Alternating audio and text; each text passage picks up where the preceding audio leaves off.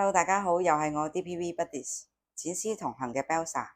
咁最近就比較多啲人，其實呢幾年就比較多人去加拿大讀書啦。咁所以呢，我今日就有一個做加拿大簽證一份好重要嘅文件要同大家簡單講講嘅。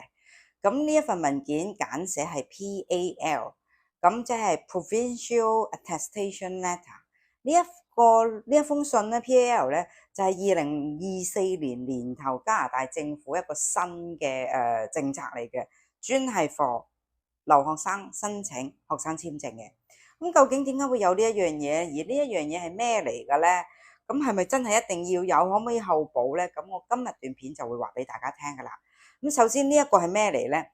頭先我都話呢一封信係 Provincial Attestation Letter， 係一個省政府出嘅一封信，去容許呢一個留學生嚟我呢一個省讀書嘅一個學額。即係話簡單啲講，譬如舉個例子，我去報多倫多大學或者係呢一個大學多倫多入邊呢啲學校嘅學位咁樣。咁究竟呢間大學收咗我之後，下一步我應該點呢？就係原來呢，我係仲要同呢一個大學所在嘅省份攞呢一封信，等呢一個省政府知道啦。哦，原來我係將會入讀呢間大學，將會去你呢個省度讀書，係得到呢一個學額，我先至可以去申請呢一個簽證嘅。如果冇呢封信呢，你嘅簽證我可以話100%唔批，同埋你過唔到，你 submit 唔到。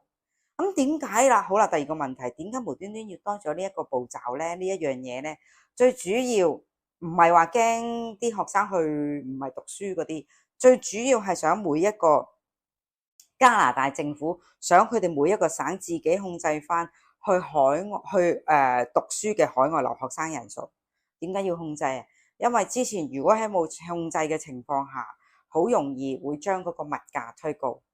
的確係，如果一下子有幾十萬個學生，因為你都知道，其實去加拿大好多時都係即係多倫多或者溫哥華咁啊。咁如果佢每年有幾十萬學生，即係每年多，即係每個省啊，每年多幾十萬嘅時候，幾十萬人去每年喎，咁你諗下嗰個物價指數係咪會升高？咁當地嘅居民係咪叫苦連天啦？譬如明明我係租緊一個屋係可能1000蚊加紙嘅，咁但係因為多人爭，你係業主都加價啦。咁所以係因為咁。咁但係第三個問題，咁死啦！咁如果省政府唔批我，但係大學收咗我，咁啊點呢？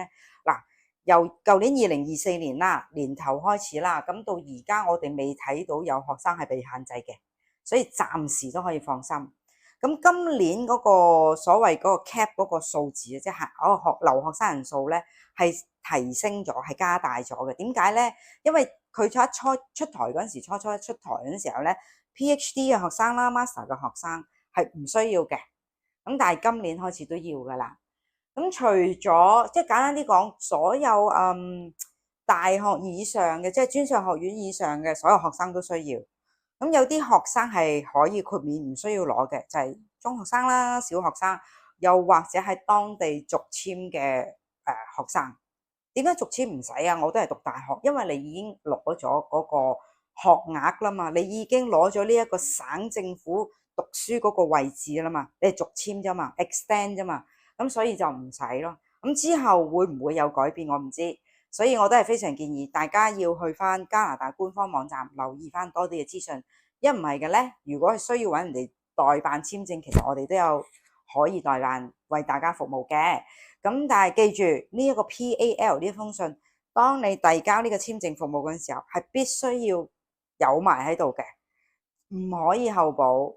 因為如果你冇呢封信，而你強行 submit 你個 application， 得一個結果就係 reject 你嘅簽證噶啦。所以大家記得要留意，如果自己唔識攞呢封 PAL， 一定要問翻自己間學校，你申請嗰間學校，佢一定會幫到你嘅。OK，咁今日就講到呢度，下次再見，拜拜。